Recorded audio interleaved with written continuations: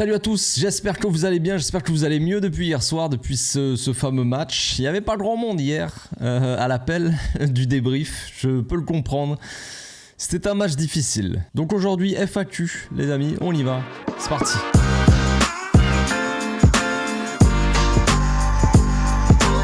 Au passage, n'hésite pas à nous rejoindre si c'est pas encore fait et à partager la chaîne autour de toi, ça fera plaisir à tonton. Vous avez été peu nombreux à me poser des questions hier sur Instagram, comme vous le savez, après les matchs, quand voilà, des fois je fais des analyses d'après match. Là, j'avais pas la force de me retaper le match, je vous avoue, et de faire une analyse, tout ça, surtout que si c'est un peu comme hier soir où il y a pas beaucoup de monde qui regarde la vidéo, j'ai pas envie de faire une vidéo quand même, travailler pendant des heures dessus pour qu'il y ait pas grand monde, hein. Vous comprenez bien que c'est compliqué.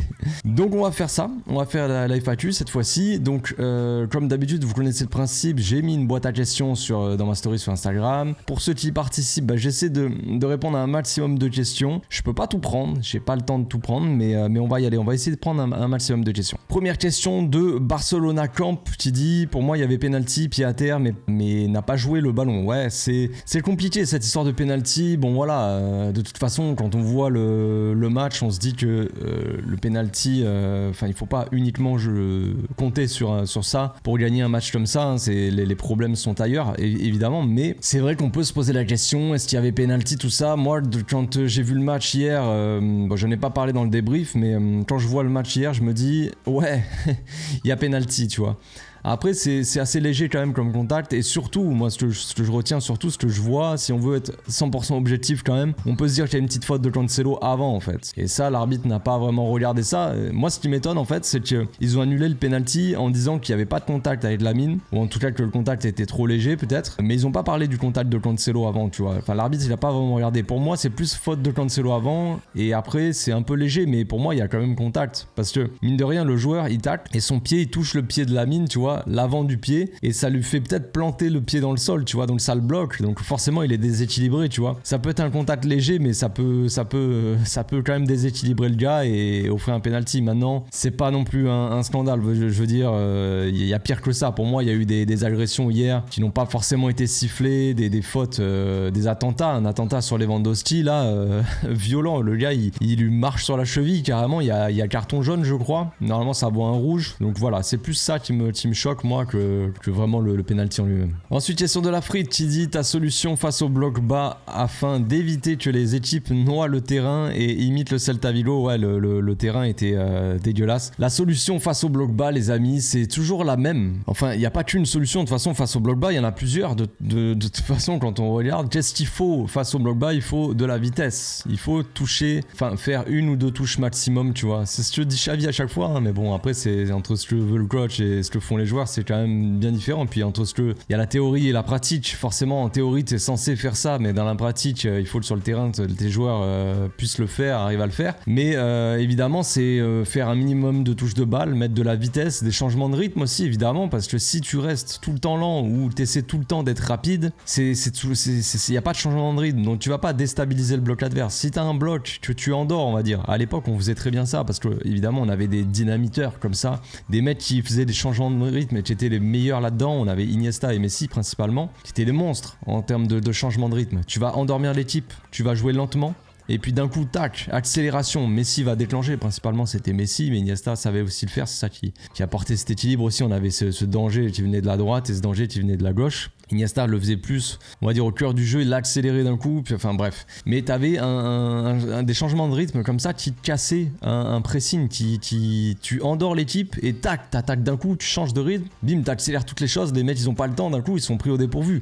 Si t'attaques tout le temps vite, ils vont défendre, on va dire, tout le temps vite les mecs, tu vois, ils vont tout le temps être à l'affût. Si t'attaques en étant statique, en étant lent, tu vois, eh ben les mecs ils sont tranquilles, ils ont le temps, tu vois. Mais c'est le changement de rythme qui fait aussi les différences. Donc des changements de rythme, ça on n'a pas dans l'équipe de gars qui font vraiment des changements de rythme, à part peut-être Frenchie, Pedri, et c'est les joueurs qui nous manquent bizarrement, donc compliqué. Et puis il y a les frappes de loin, toujours, hein, c'est toujours pareil de toute façon, les frappes de loin, deux touches, jouer vite, avoir des joueurs de tête aussi évidemment. Si face au bloc bas, face au bloc dense comme ça dans l'axe, tu n'as pas de solution pour percer ce bloc, il faut arriver à faire des centres et mettre des têtes. Mais quels sont nos joueurs de tête? On a Lewandowski quoi, ce qui est un peu léger. Donc en fait, tout ce qu'il faut faire face à des blocs bas, eh ben les qualités ne sont pas vraiment au rendez-vous, tu vois. Les seuls qui ont une frappe de qualité, on va dire, il y a Rafinha qui a une belle frappe, Lamine qui a une frappe correcte aussi, je pense. Joao Félix qui a une belle frappe, hein. Hier il a montré, il a fait une frappe sur le poteau. Rafinha, voilà, il a une belle frappe, il a marqué. Donc en fait, il y a quelques gars comme ça qui ont des frappes, peut-être qu'ils osent pas assez aussi, mais voilà, c'est comme ça. Face au bloc bas, il faut aussi des mecs qui sont techniques et qui font des différences dans les petits espaces, qui arrivent à dribbler, à déstabiliser aussi. Tu vas dribbler un joueur, rien qu'un joueur, tu vas déstabiliser tout le truc. Que si t'es comme ça, t'as le ballon et le mec vient de presser et t'es là, tu t'essaies de contourner le gars, tu bouges un petit peu et tu fais une passe latérale. Ça n'apporte rien, tu vois. C'est comme ça. Donc si t'as un mec qui va faire la différence, qui va aller provoquer comme ça, et il y a le joueur qui va venir sur lui, tac, il va dribbler le joueur. Et ben t'as un autre joueur qui va venir sur lui et quand le mec sera, il va forcément sortir d'un marquage, tu vois. L'autre joueur qui va venir sur toi, il va libérer l'espace pour un autre joueur, un de tes coéquipiers. Et c'est comme ça qu'il faut faire en fait. On n'a pas vraiment de profil dribbleur. Le seul qui fait ça, c'est Lamine Yamal dans l'équipe. C'est quand même assez fou aussi de se dire que la solution serait un gamin de 16 ans. Mais c'est comme ça. C'est bien l'impression que ça nous donne en tout cas. Ensuite, on a Shadik qui dit l'absence de Frenchie pèse énormément sur l'équipe. Est-ce qu'on pourra tenir Oui, je pense qu'on va pouvoir tenir quand même. Mais c'est vrai que l'absence de Frenchie, elle pèse énormément effectivement parce que le problème qu'on a là, c'est qu'on a une équipe qui est très offensive. Du coup, c'est un peu déséquilibré, tu vois. Et quand on a Frenchie au milieu, ça nous permet aussi de jouer haut parce que Frenchie il a ce volume-là pour aussi non seulement faire des retours défensifs, bon, il y a Gavi aussi qui le fait, et pouvoir se permettre de jouer aussi haut. Et t'as un mec comme ça qui a des qualités athlétiques qui sont vraiment très bonnes, tu vois. Il n'y a pas que ça, évidemment, mais même contre des blocs bas comme ça, Frenchie, il peut casser des lignes, faire des changements de rythme par ses accélérations, ses portées de balle, et il peut aussi casser des lignes par la passe. Même si c'est pas le meilleur de l'équipe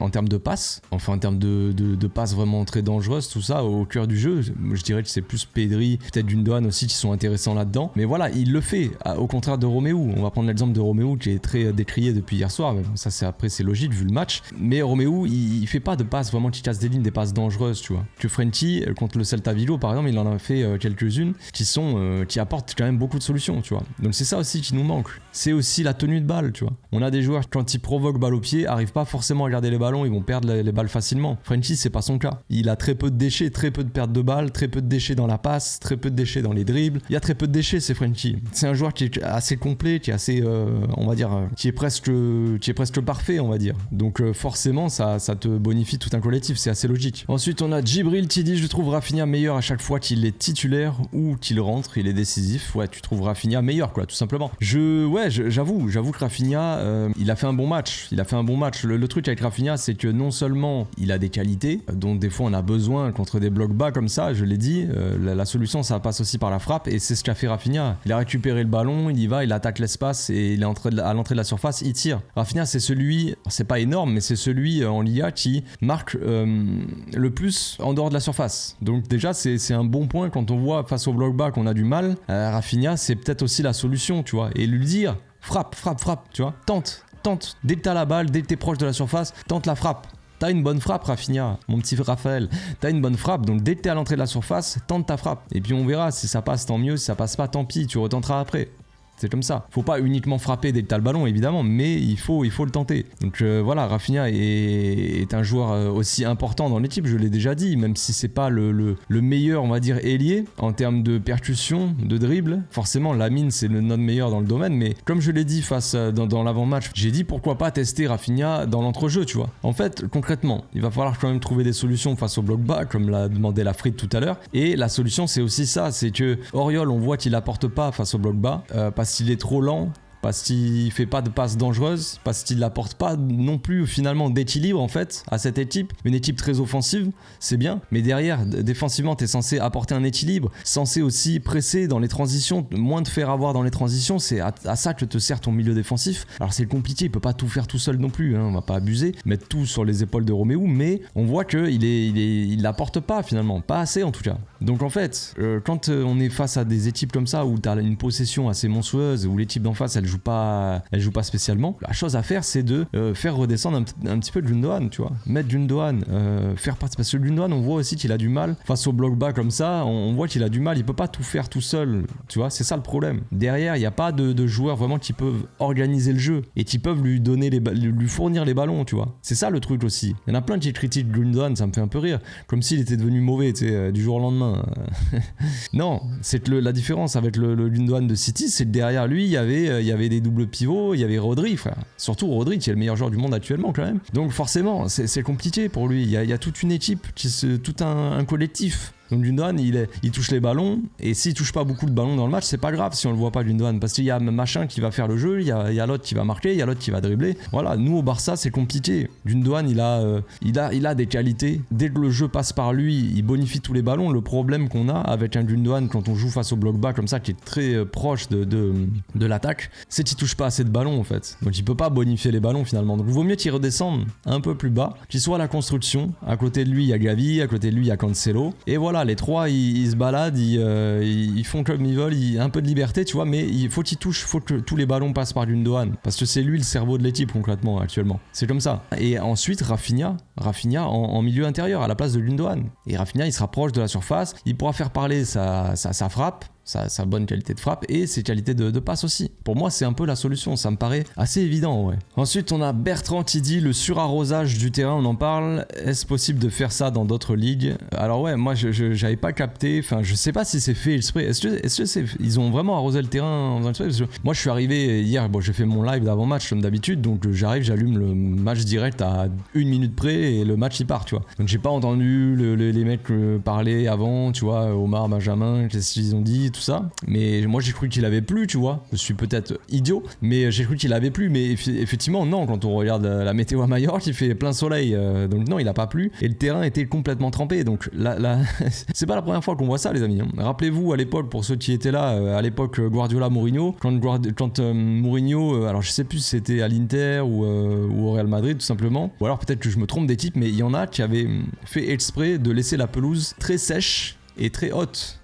Selon celle, le Barça, ce qu'ils font au Camp Nou, à domicile, voilà, ils arrosent la pelouse avant le match, tu vois. Comme ça, le ballon, il peut circuler plus vite, tu vois. Ça nous arrange, nous, tu vois. Et les équipes, bah, à domicile, elles font ce qu'elles veulent, en fait. Il n'y a pas de règlement par rapport à ça. Il faut que ça soit la pelouse, elle soit plus ou moins praticable. Et c'était le cas hier, tu vois. Mais ils ont arrosé la pelouse pour qu'ils l'ont tellement trempé, noyé, bah, que le ballon, en fait, il freinait, tu vois. Il fusait pas le ballon, mais il freinait avec des flaques d'eau. Donc c'est le jeu, j'ai envie de dire, c'est peut-être dégueulasse cette façon de faire, mais c'est comme ça. Il y en a qui laissent leur pelouse plus haute, tu vois, comme ça, c'est comme si tu jouais dans des herbes hautes, dans un champ, tu sais. Ta balle, elle est lente, faut que tu frappes beaucoup plus fort pour qu'elle roule, tu vois, c'est compliqué. Et là, c'est pareil, en vrai, c'est pareil, mais ouais, c'est dégueulasse. C'est comme ça, eux, ils ont pas besoin de jouer au sol, c'est ce qu'ils ont fait. Regardez le deuxième but qu'ils mettent, dégagement du gardien sur la tête de Muriqi qui fait une déviation, ça arrive sur l'autre, il arrive face à Ter Stegen, il marque. Ils s'en foutent, ils jouent que sur des centres, ils ont que des joueurs de tête, ils ont que des joueurs costauds, que ça soit en défense, milieu, attaque, ils ont que des mecs d'1m90, 2 mètres, hein, costauds, ils envoient des longs ballons, ils essaient de mettre des têtes, c'est tout. Et ça a marché. C'est triste, mais ça a marché. Ensuite, on a Rohan qui dit Xavi devrait-il mettre à la place de Gundogan un attaquant et mettre plus bas avec Gavi? Oui, c'est ce que je disais tout à l'heure, hein, voilà, je vais pas me répéter plus que ça, mais oui, je suis d'accord avec ça. C'est la solution, en tout cas face au bloc bas, je l'ai dit. Il faut pas tirer des conclusions définitives sur certains matchs. C'est comme pour les victoires, 5-0, on a gagné contre le Betis, 5-0, c'est magnifique. On va marcher sur tout le monde. Non, tu vois, tu peux pas tirer une conclusion sur toute la saison avec juste un match. Et c'est pareil pour les matchs comme ça. Ça, c'est on joue contre des équipes qui jouent bloc bas et faut jouer d'une certaine façon avec certains joueurs, tu vois. Utiliser certains joueurs différemment. Roméo, tu vas l'utiliser plus contre une équipe joueuse à la limite, tu vois, parce que il va aider à défendre. Là, il va essayer en tout cas, mais là c'est des équipes qui jouent pas forcément, tu vois. Et Roméo, en fait, la plupart du temps, on a le ballon et c'est ce que je vois régulièrement dernièrement sur les matchs de Roméo, c'est que on dirait qu'il est en trop sur le terrain. Moi, c'est pas pour être méchant avec Roméo, je m'en fous, hein. Je défends pas le joueur, je machin, tu vois, mais concrètement, ce qu'on voit, c'est que Roméo, il est en trop des fois. T'as des mecs qui ont le ballon. Regardez le match, hein, franchement, revoyez les images juste de Roméo. Mais des fois, t'as un mec qui a le ballon, genre Gundogan, Cancelo, Gavi, si tu veux, au milieu, et il essaie de trouver une solution, tu vois, et t'as Roméo qui se retrouve en plein milieu, devant le joueur, tu sais, et Diaby il fait une passe au défenseur ou à Cancelo qui est de l'autre côté, tu vois, et Roméo il s'enlève. On dirait qu'il est en trop à chaque fois. Il vient apporter son soutien, ouais, moi aussi je peux jouer, ouais, mais on n'a pas besoin de toi, tu sais. Tu sais, c'est le mec dans la cour d'école, tu sais, moi je veux jouer, je peux être dans ton équipe. Tu le choisis en dernier.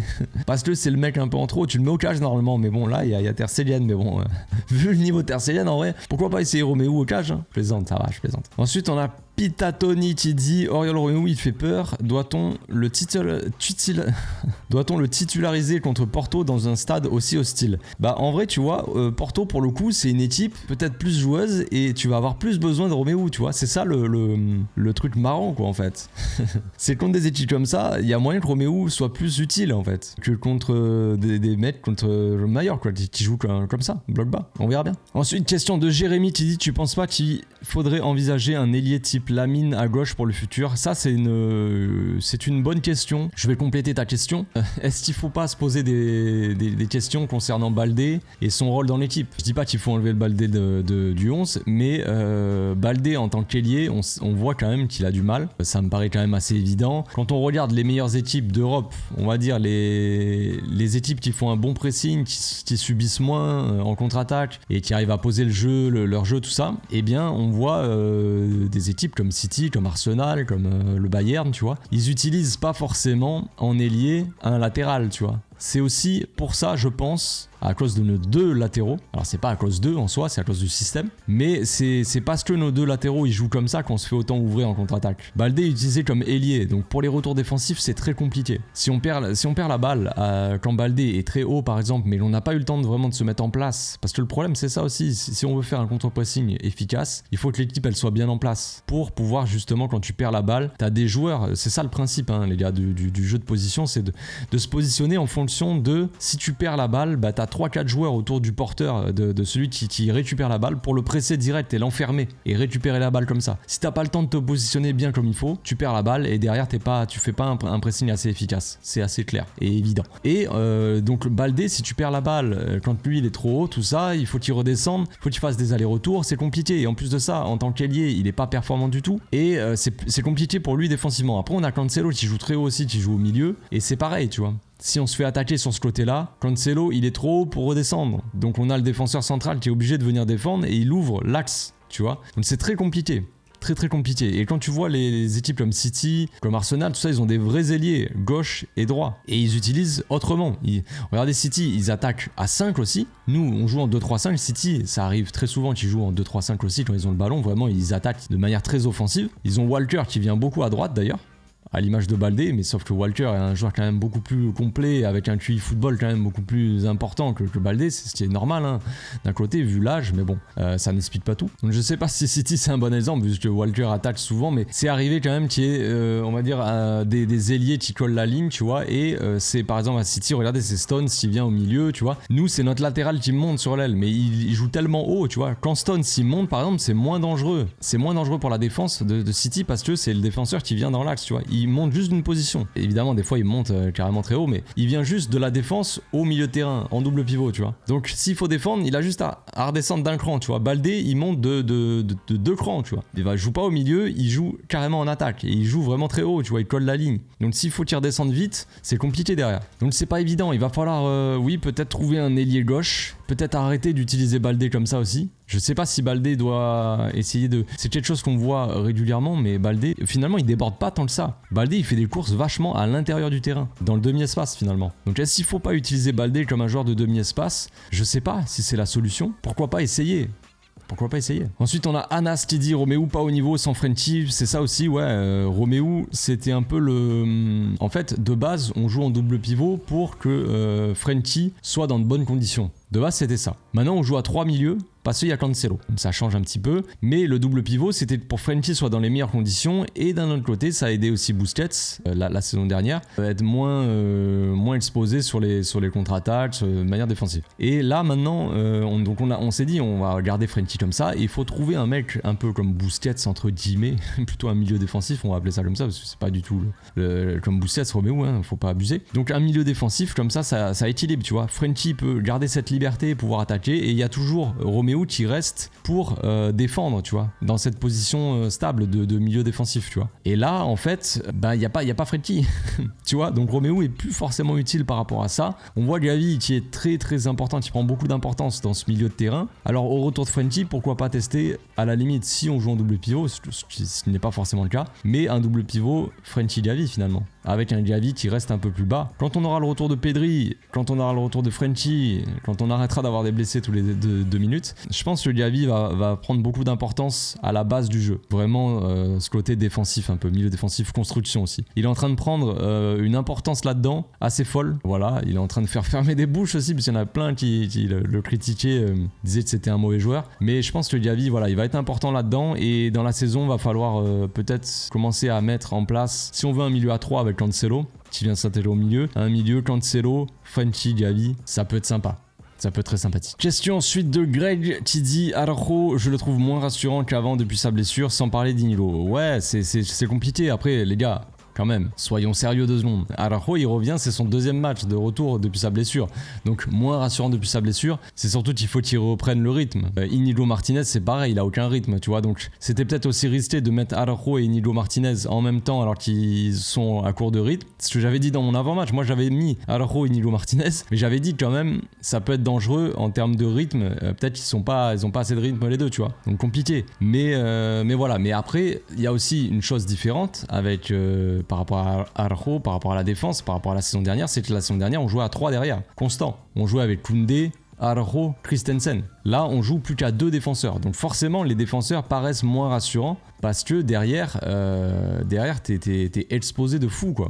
Et vu la qualité de Koundé, encore une fois je me répète, mais Koundé qui fait un début de saison mais monstrueux, il est à des années-lumière du niveau des autres défenseurs. Quoique Christensen est quand même très très bon, mais il est à des années-lumière Koundé. D'Araujo en tout cas. Donc oui, il va falloir qu'il revienne quand même en rythme, qu'il se mette en jambes et qu'il prenne ses marques parce que ça va être compliqué. Il va y avoir des matchs de Ligue des Champions qui vont arriver, il va pas falloir se rater comme ça, ça c'est sûr. Dernière question d'un autre Greg qui dit où est-ce qu'on s'inscrit pour participer à la propagande de Thiago Alcantara. Eh bien ça se passe sur le site Thiago Alcantara revient à Barcelone.org. Non, je déconne.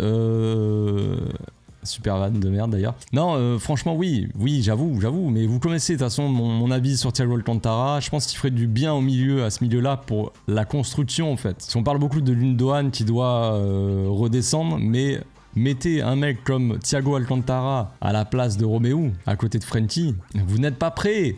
La qualité de passe de Thiago Alcantara, c'est quelque chose, c'est de l'art tout simplement. Donc oui, je sais, il est blessé souvent, oui, je sais, machin, la machine, il est vieux, il est blessé, machin, ouais, je sais.